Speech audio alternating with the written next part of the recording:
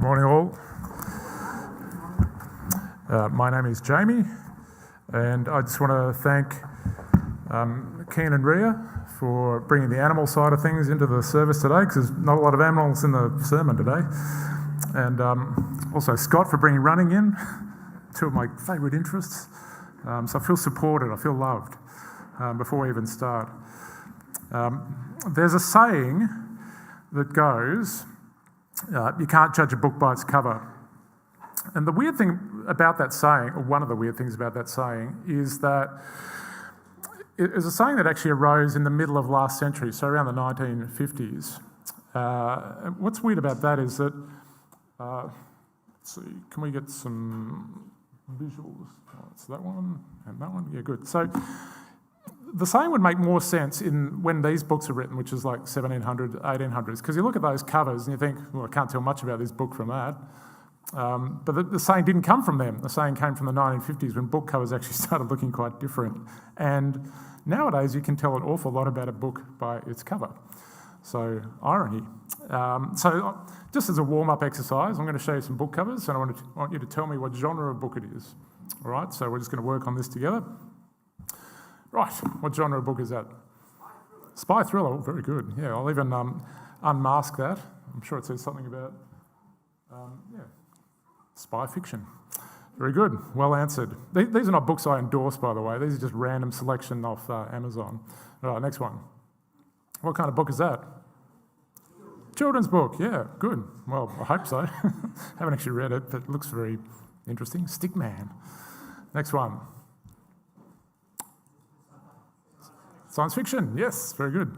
So you can judge a look by its cover. Last one.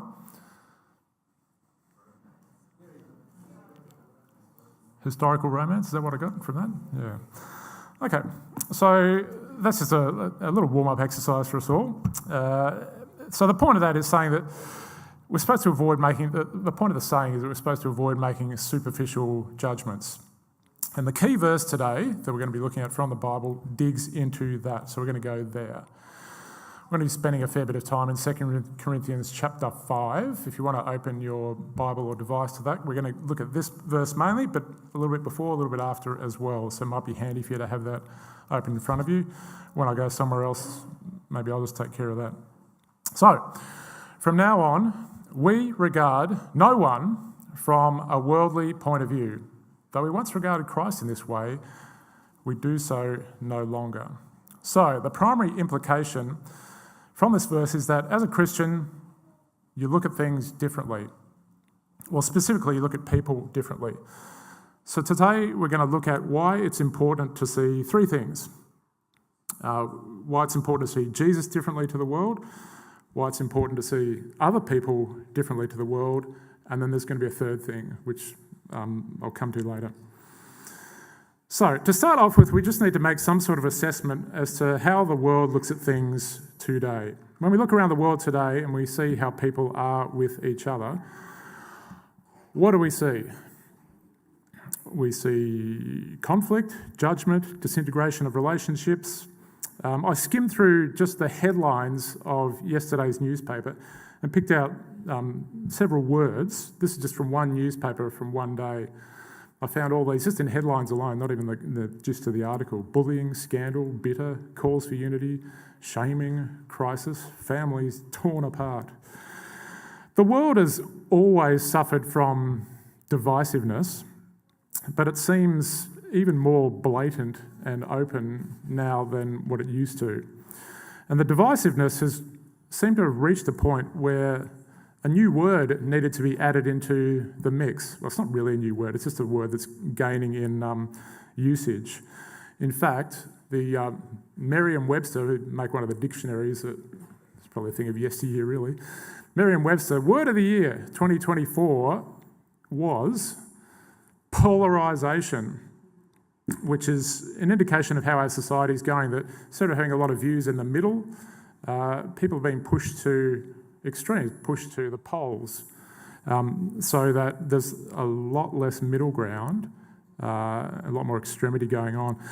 Another word that's popped up with great with increasing regularity is when people describe the situation, what's going on in society. I track this on one of those googly things that lets you know how often words are being used. Can't really see that very word. The word is demonise. And I had to do it twice because you can spell it with an ISE or an IZE.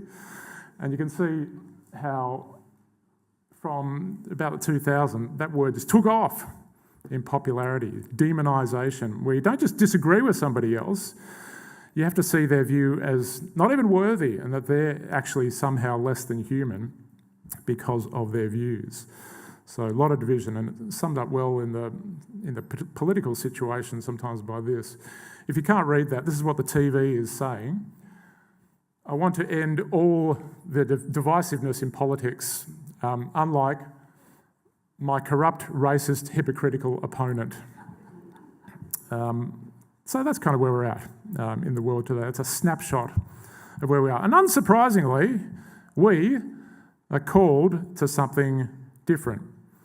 And that starts when we see Jesus differently to how the world sees him. So going back to the verse, Paul writes, though once we regarded Christ in this way, we do so no longer. So what's that all about? Well, that's a callback to Paul's earlier life when he was a militant opponent of Christianity. At that time, he looked at Jesus from a worldly point of view. And in Jesus, he saw someone who looked like a rebel, a blasphemer, and a heretic. And he looked at his followers the same way. So in Paul's mind, that was a movement, well, he was actually called Saul then, that was a movement that needed to be stopped. So he was involved in actively persecuting Christians. He literally went from house to house in order to find Christians and throw them into jail. Because these were people that were saying that their teacher had risen from the dead. And when you look at that from a worldly point of view, you go, well, that can't have happened.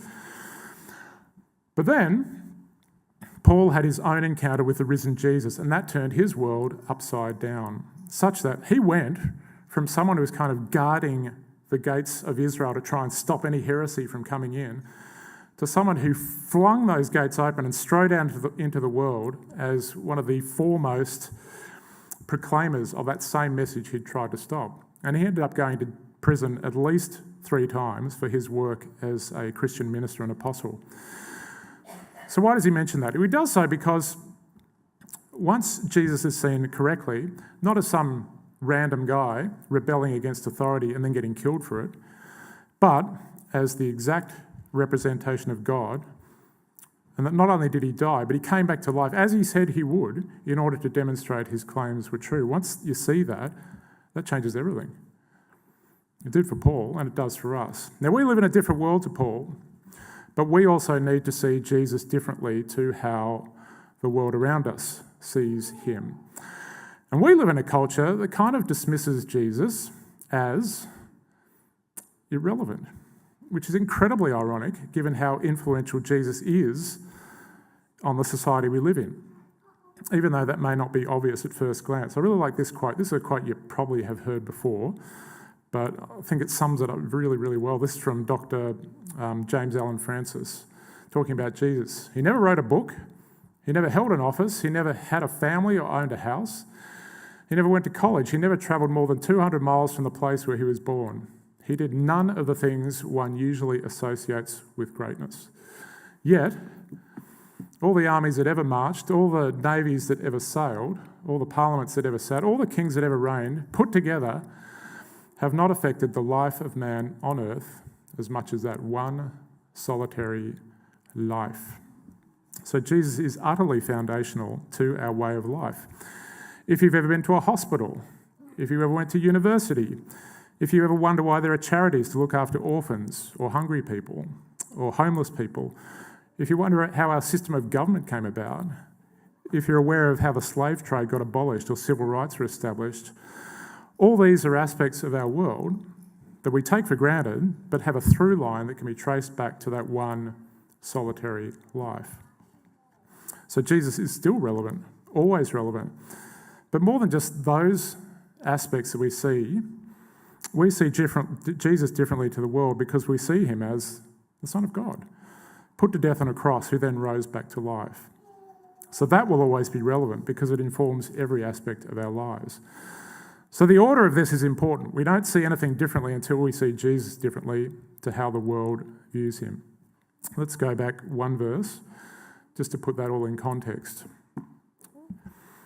So Paul writes to the church at Corinth, and he died for all, that those who live should no longer live for themselves, but for him who died for them and was raised again, which then leads on to our text for the day. From now on, we regard no one from a worldly point of view. So the little word "so" links those two ideas. Okay, so how does our understanding of Jesus affect how we view other people? So we've covered already how the world kind of looks in terms of how it treats people.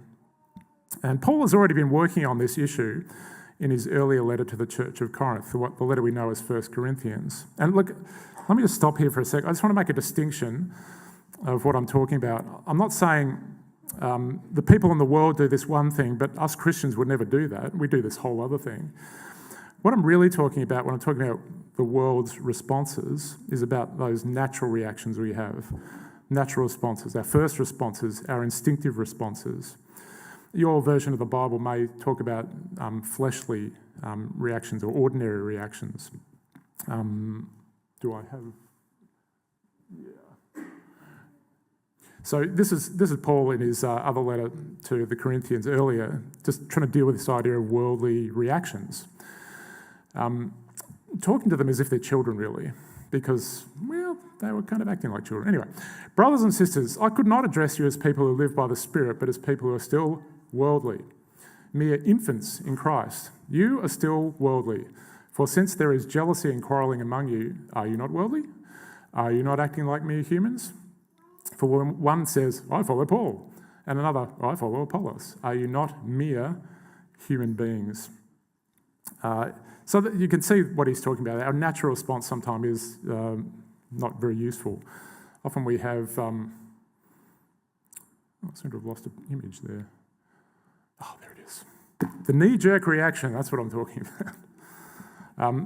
I just wanted to illustrate we talk about people having knee-jerk reactions, but that comes from an actual medical test, which involves getting a little hammer, whacking the little tendon below the patella, and seeing how the leg responds.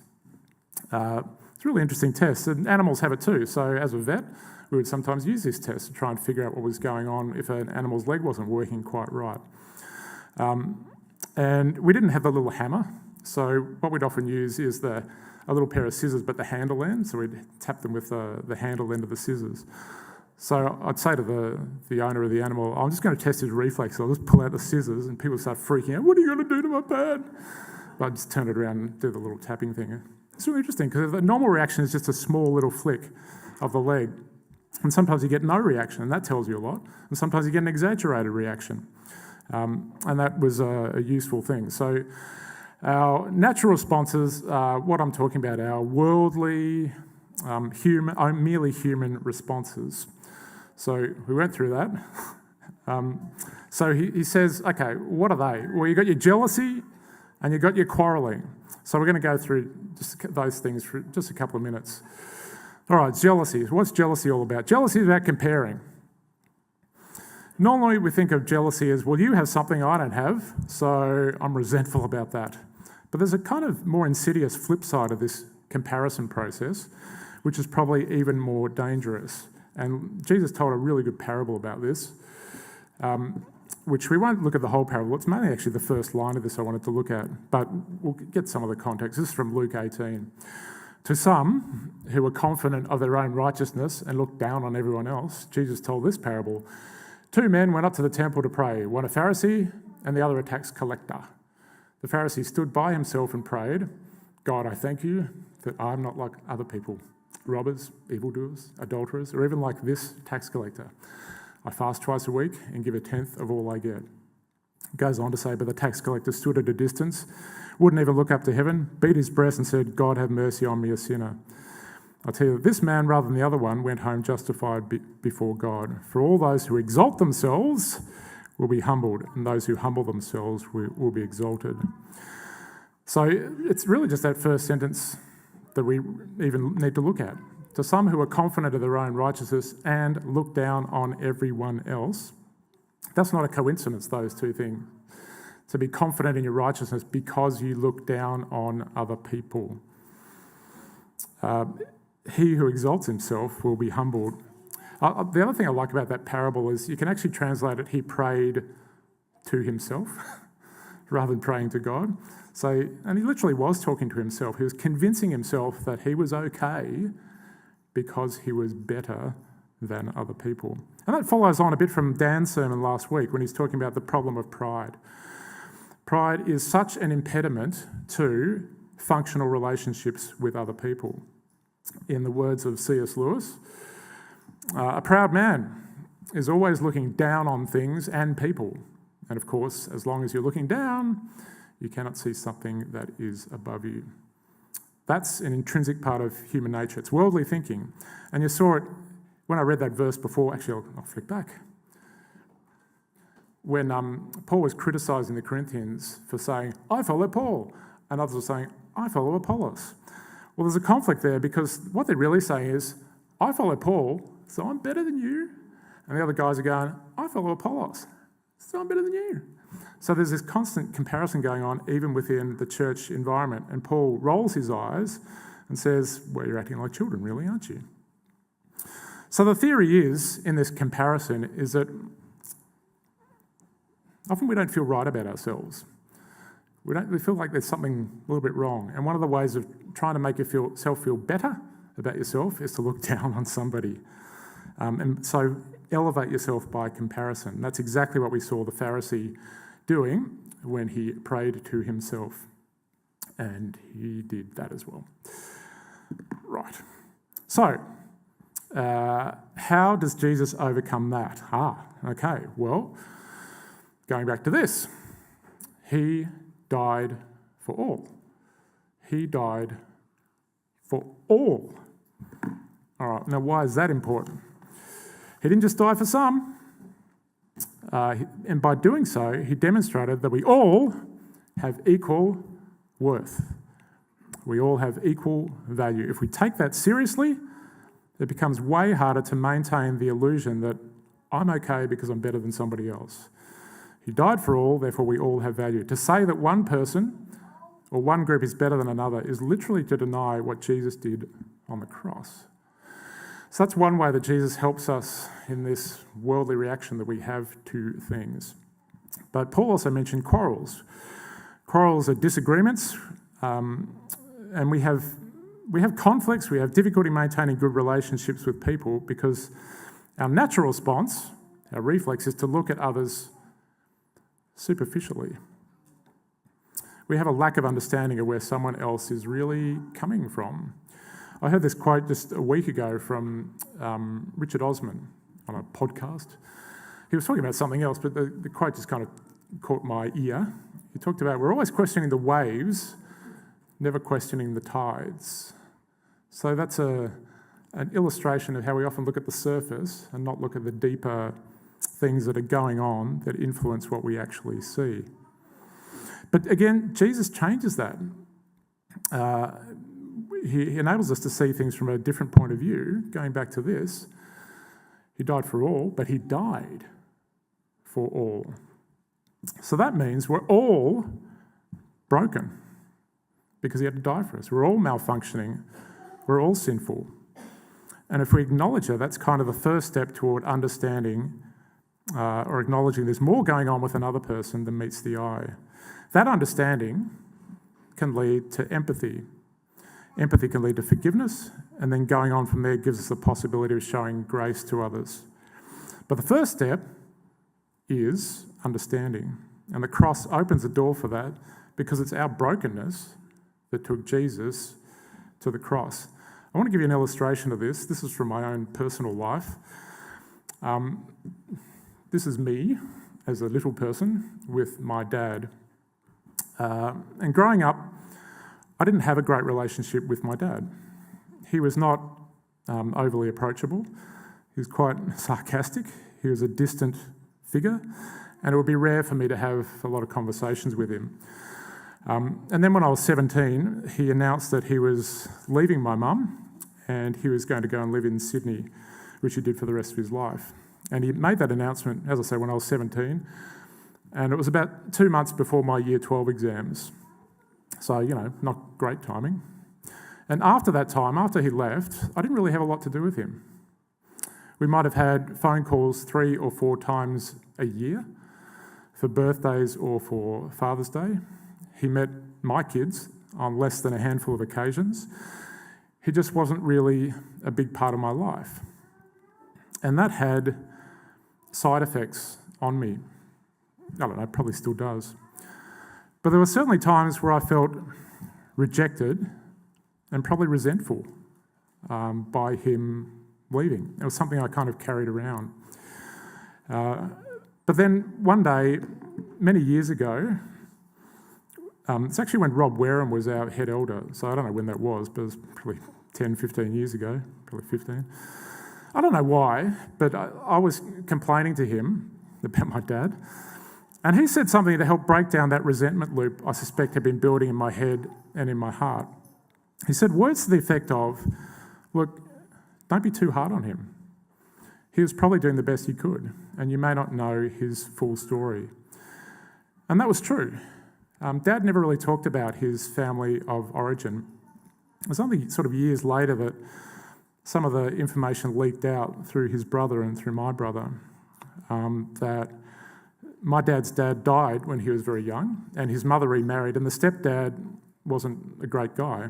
There was alcohol involved, there was abuse, probably violence. There was certainly financial insecurity. And I think a lot of that scarred my dad. So his way of facing the world, well, he had a lot of defence mechanisms for coping with that made him kind of prickly to be around.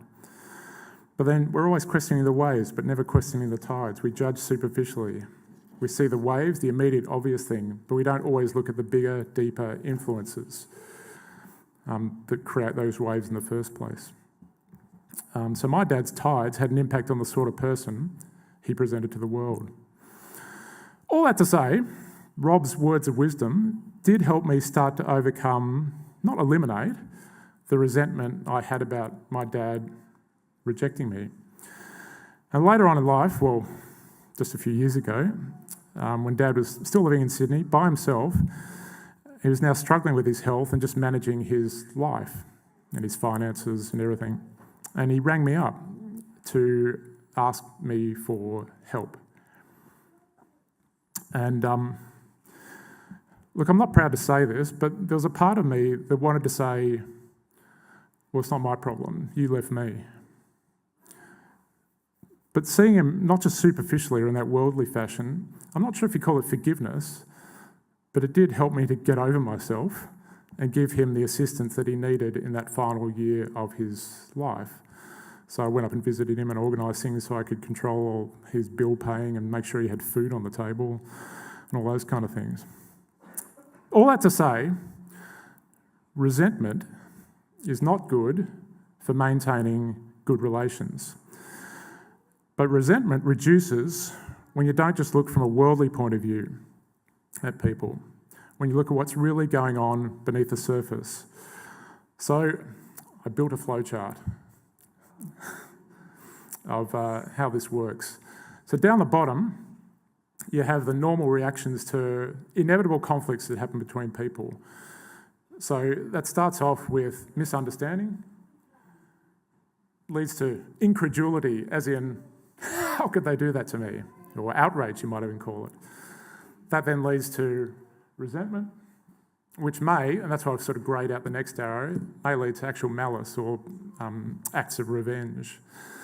That's normal worldly conflict approach. It's not resolution, it's how people often naturally deal in their relationship conflicts. But Jesus opens up this whole other way for us. By giving us the opportunity to understand that there is more to it than meets the eye, that can lead to empathy. Empathy can then lead to forgiveness. And forgiveness, again, grayed in, may lead to acts of grace. And Jesus, well, he affects that top part of the chart in numerous ways. Like he gave us the understanding, but then he modelled for us what forgiveness and grace actually look like? So if we can choose that top pathway, that can help our relationships go forward and not disintegrate through the inevitable conflicts and misunderstandings that happen over time. Right, so where are we? So it's important to see Jesus differently, it's important to see people differently, and it's important to see ourselves differently. And this is possibly the most challenging area of them all. We no longer look at ourselves from the worldly point of view. Paul, in the very next verse, the one that I'm concentrating on today, says, "Therefore, if anyone is in Christ, the new creation has come. The old is gone, the new is here." You and I are new creations in Christ. New creations. Do we believe that? This can be hard. And it's hard because we don't feel like new creations a lot of the time. Because you and I live with ourselves. We know our failings. We know our shortcomings, the dumb things that we think, the dumb things that we do, and we can feel like failures. But that's worldly thinking. It's looking in the wrong direction. It's looking at ourselves and saying, "Oh, I did this," or "Oh, I thought that. I'm no good. Am I even a Christian?" And in the same passage that we're looking at today, just a few verses further on, Paul writes this key verse. God made him, Jesus, who had no sin, to be sin for us, so that in him we might become the righteousness of God. So then what? One more text. Romans 6:10. "The death he died to sin once for all, but the life he lives to God." And this is the key bit. "In the same way, count yourselves dead to sin." I'm even going to underline that if I can. Oh, I can. Count yourselves. You can translate that as consider yourselves or reckon yourselves. We have to consider ourselves dead to sin and alive in Jesus. I was in Europe a few months ago, and when you're in Europe, or when I'm in Europe, my sense of direction goes out the window because the sun's in the wrong part of the sky. So when I'm walking north, when I feel like I'm not walking north, I'm actually going south. It's very confusing. But it doesn't matter what I feel like in that situation. How I feel is not the important thing. It's not the helpful thing. I have to consider what the actual reality is. I have to look at the map. I have to look at my Google Maps and reason it out. Come back to the map time and again. I'm here, I'm going this way, I'm going this way. I know what's going on. It's the same with this. I have to reckon with the situation. Jesus died for me. He took my sins to the cross and he gave me his right standing with God. How then does God view me? With the same righteousness as Christ. What? Yes, the same righteousness as Christ. What? Yes. You need to count yourselves, consider yourselves, reason it through. It's counterintuitive. It's by no means the worldly or natural way to look at ourselves, but that is what is called for. And in doing so, it's like this image. That idea of counting yourself a new creation, it's like a seed planted in inhospitable terrain. That seed, that idea that you and I are new creations, that's going to have a hard time growing in this environment. So we need to tend to it, we need to nurture it, we need to let it grow. We need to remind ourselves over and over again that we are new.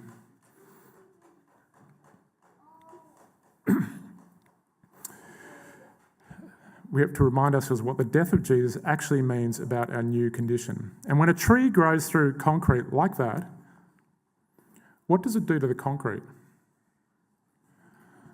It cracks it. It cracks the old worldview, and something new and beautiful comes through it. All that is powered by our understanding of who Jesus is, what he did, and why he did it. Who he is, he's the Son of God. What he did, he died for us. Why did he do it? Out of love for us. So from then on, we regard no one from a worldly point of view. Not Jesus, not others, not ourselves. The old is gone, the new is here. Amen.